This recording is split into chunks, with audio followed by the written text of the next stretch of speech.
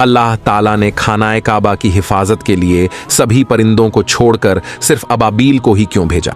तो चलिए बताते हैं। अल्लाह ताला ने खानाए काबा की हिफाजत के लिए सभी परिंदों को छोड़कर सिर्फ अबाबील को ही इसलिए भेजा क्योंकि अबाबील 10 महीनों तक बगैर जमीन पर उतरे उड़ सकता है। अबाबील दुनिया का अकेला ऐसा परिंदा है जो उड़ते वक्त हवा में ही सो सकता है। अबाबील हवा में कुछ देर पर हिलाने के बाद उड़ता ही चला जाता है। अबाबील 20 साल तक जिंदा रह सकता है। अबाबील हवा में ही अपनी खुराक खा लेता है। अबाबील 65 किलोमीटर की रफ्तार से उड़ सकता है और 14,000 किलोमीटर तक बगैर के उड़ सकता है। तो इस परिंदे के लिए कमेंट में एक मर्तबा सुभान अल्लाह जरूर लिखें और वीडियो लाइक इन चैनल को सब्सक्राइब जरूर करें।